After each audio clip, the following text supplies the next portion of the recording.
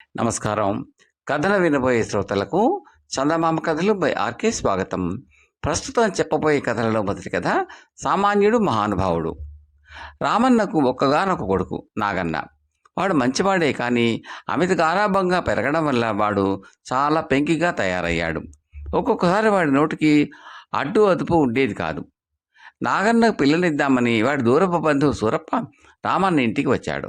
నాగన్నకు విషయం తెలిసి సూరప్పతో వేళాకోళంగా నీ కూతురుకు నీ పోలికలు వచ్చాయేమోనని భయంగా ఉంది అన్నాడు. సూరప్ప చటుక్కున భయపడకు, మేము నీకు దూర బంధువులం కానీ దగ్గర బంధువులం కాదు.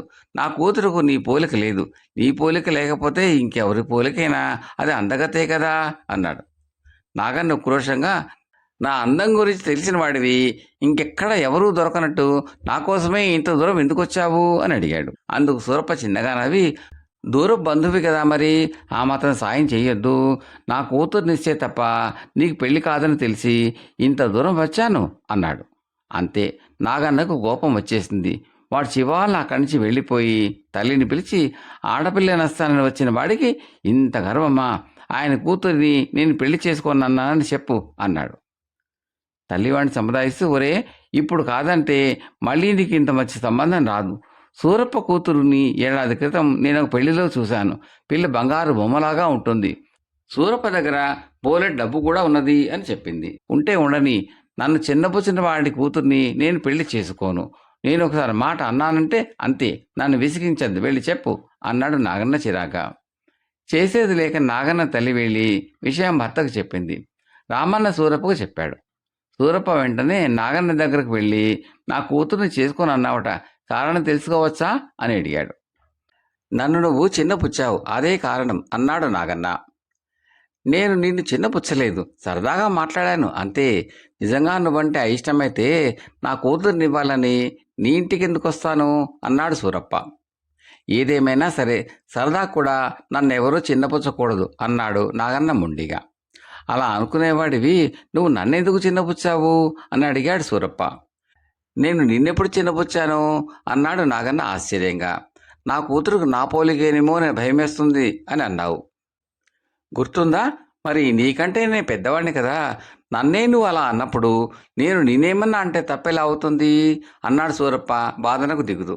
అదా సంగతి, నేనది అప్పుడే మర్చిపోయాను.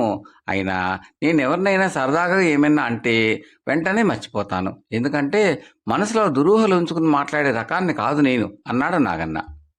నువ్వు నన్ను సరదాకు వేళాకోళం చేసి మర్చిపోయావు. నేను సరదాకు వేళాకోళం చేశాను కనుక వెంటనే మర్చిపో అన్నాడు సూరప్ప. నన్ను ఎవరన్నా చిన్న మాట అన్నా సరే నాకు జీవితకాలం గుర్తుండిపోతుంది.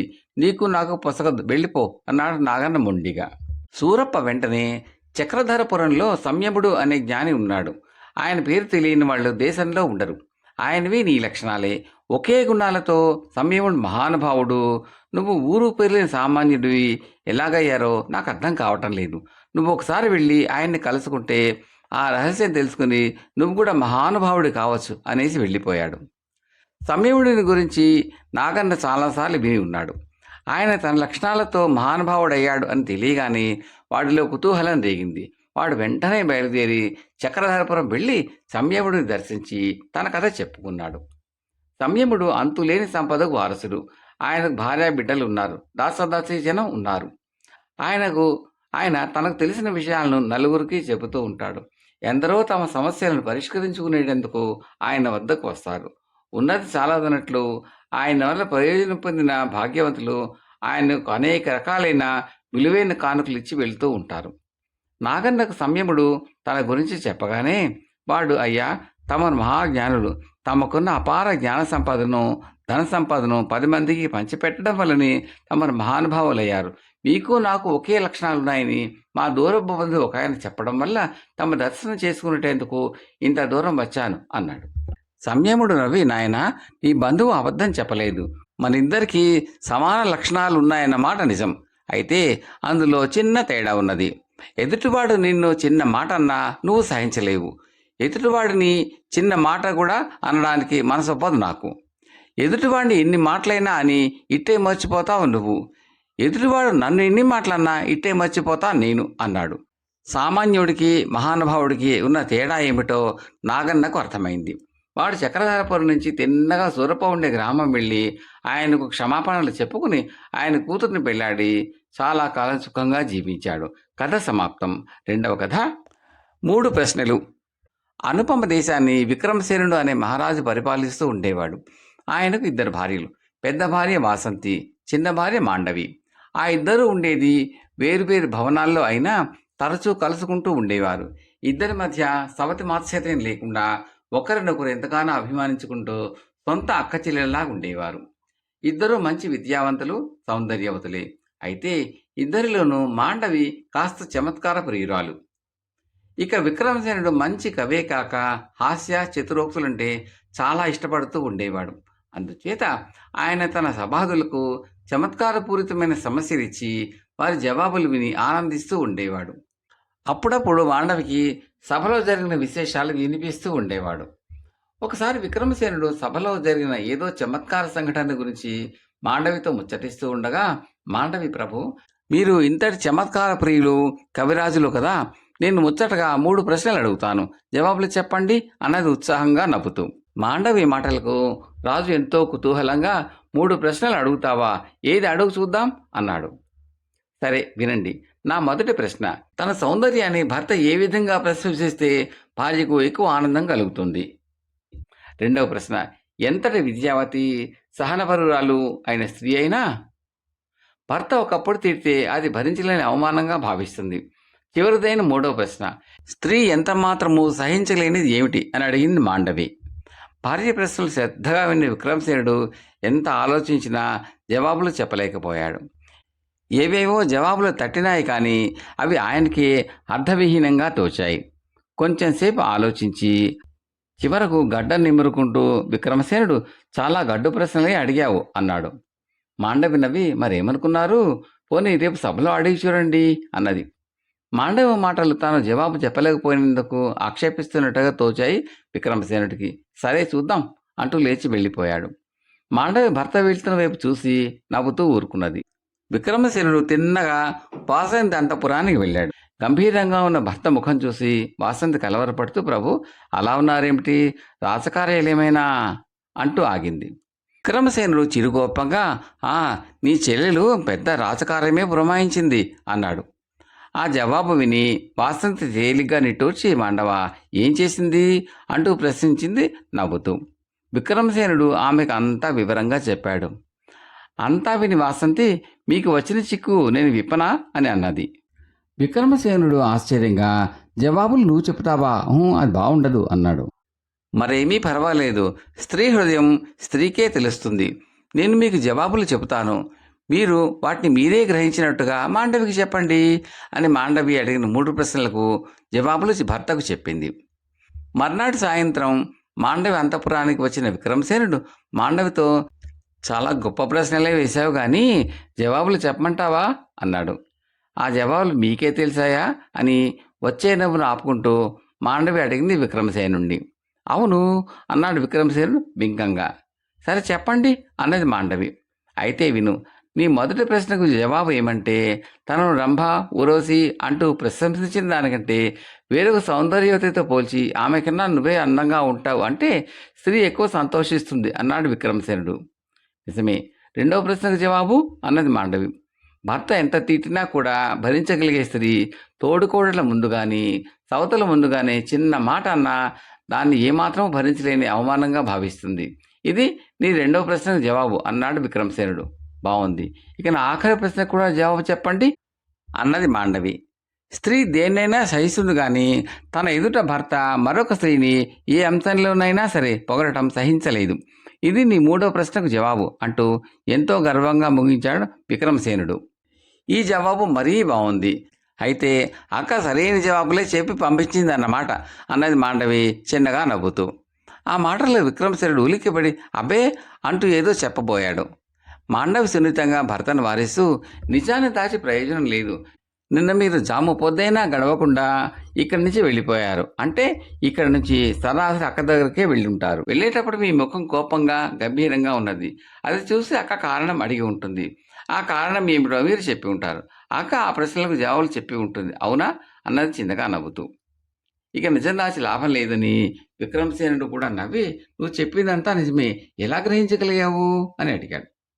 జవాబులు మీరే గ్రహించగలిగితే నా తెలివితేటలకు సంతోషించి ఎంతో ఆనందంగా జవాబులు చెప్పి ఉండేవారు. కానీ మీరు వస్తూనే చాలా గొప్ప ప్రశ్నలే అడిగావే అంటూ నన్ను హేళన చేశారు. జవాబులు చెప్పలేకపోయానన్న మీ ఉక్రోషమే అలా నన్ను హేళన చేయనిచ్చింది. జవాబులు మీవి కావని గ్రహించాక ఇంకెవరివో ఎలా తెలిసాయో ఊహించడం పెద్ద కష్టం కాదు అన్నది మాండవి. భార్య సునిశ్చిత మేధాశక్తి చూసి విక్రమసేనుడు ముచ్చట వేసింది. అవును, నువ్వు చెప్పినట్టు ఉక్రోషంతోనే నిన్ను హేళన చేశాను. కానీ ఇప్పుడు నీ ఊహాశక్తికి మనసారా నిన్ను అభినందిస్తున్నాను అంటూ తన మెడలోని ముత్యాల హారం తీసి భార్య మెడలో వేశాడు. కథ సమాప్తం. మూడో కథ. వల్లభుడు వనదేవత. ఒక ఊళ్ళో వల్లభుడు అనే కట్టెల కొట్టి జీవించేవాడు ఉండేవాడు.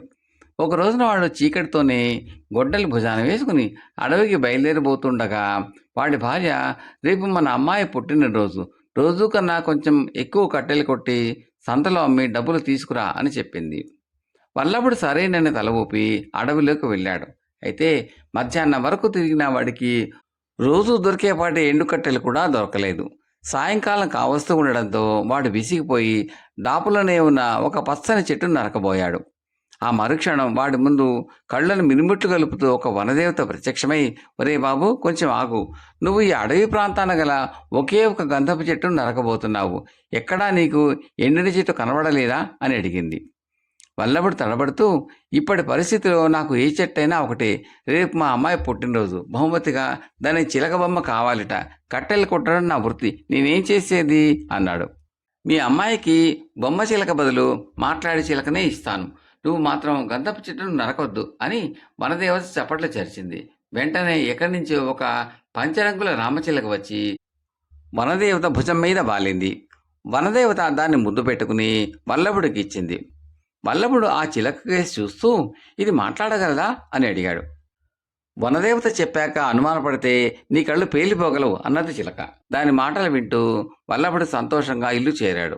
ఆసరికి వాడి కూతురు చిలక బొమ్మ కావాలి అంటూ తల్లి దగ్గర మారాన్ చేస్తున్నది.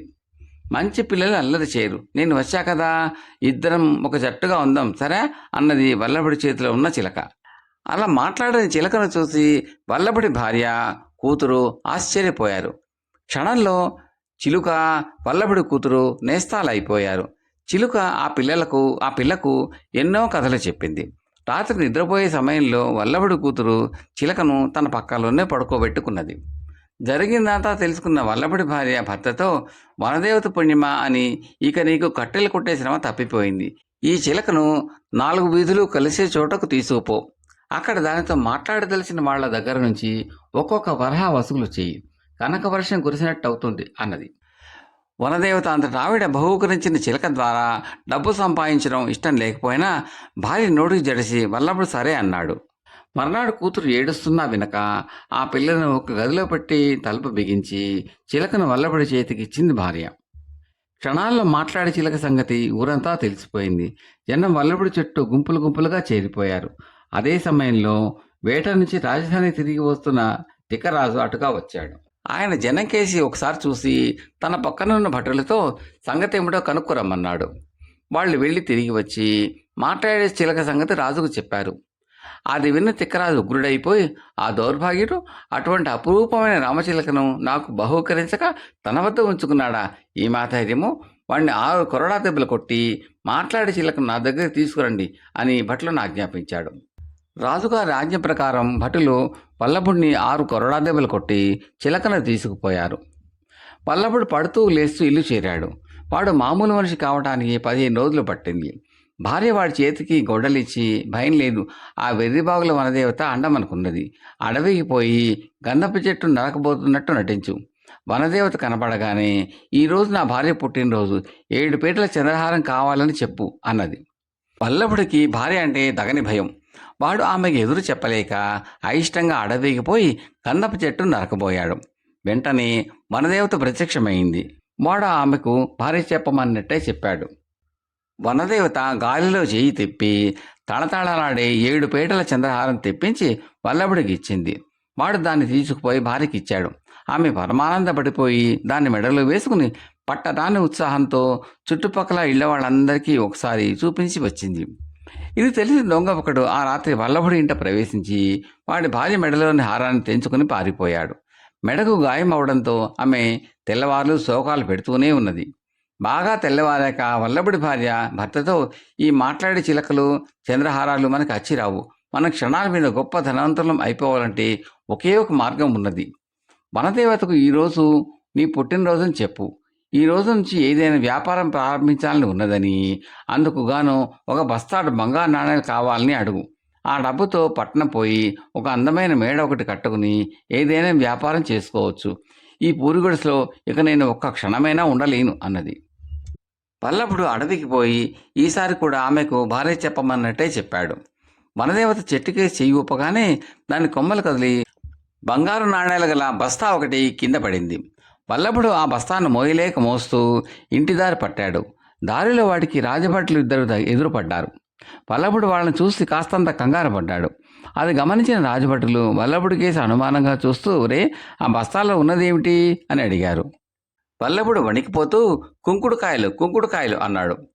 రాజభటులు బస్తా మూతి విప్పి చూశారు. లోపల మెరుస్తున్న బంగారు కాసులు వాళ్ళ కంటబడ్డాయి. వల్లభుడు పెద్ద గజదొంగ అనుకుని వాళ్ళు అతన్ని తిక్కరాజు దగ్గర లాక్కుపోయారు. తిక్కరాజు వల్లభుడు చెప్పేదేమీ వినకుండా, గజదొంగ చెప్పే మాటలు నమ్మేంత తిక్కవాణ్ణి కాదు నేను. ఒకేసారి బస్తాడు కాసులు దోచుకోగలిగావంటే నువ్వు బహునేర్పరవై ఉండాలి. ఏమైనా నీ వల్ల మా కోశాగారానికి మేలు జరిగింది. అందువల్ల నీకు కొద్దిపాటి శిక్ష మాత్రమే విధిస్తున్నాను అని భటుల చేత 10 కొరడాదెబ్బలు కొట్టించి 2 నెలలు కారాగార శిక్ష వేశాడు. శిక్షాకాలం ముగిశాక వల్లభుడు ఇంటికి తిరిగి వచ్చాడు. వాడి భార్య తుప్పుపట్టిన గొడ్డల్ని చేతికిచ్చి, ఇదిగో చెప్పేది బాగా విను. తెల్లవారితే అమ్మాయి పుట్టినరోజు. వనదేవతను అడిగి మంచి విలువైన బహుమానం పట్టుకురా అని చెప్పింది. వల్లభుడు అడవిలో గంధపు చెట్టు ఉన్న ప్రాంతానికి వెళ్ళలేదు.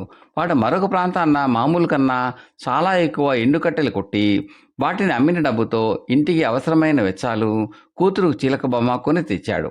వల్లభుడి కోసం ఆత్రంగా ఎదురు చూస్తున్న వాడి భార్య, బొమ్మ చిలకను తెచ్చావేం, వనదేవత ఏమన్నది అని అడిగింది కోపంగా. అందుకు వల్లభుడు ఎంతో శాంతంగా, ఆ మధ్య కొట్టిన గాలివాన దెబ్బకు గంధపు చెట్టు కూకటి వేళ్లతో పాటు కూలిపోయింది. వనదేవత ఎక్కడా కనిపించలేదు. పోనీలే, మనం సుఖంగా బతకడానికి ఆ తల్లి సమకూర్చిన సంపద అడవిలో పుష్కలంగా ఉన్నది అన్నాడు. కథ సమాప్తం.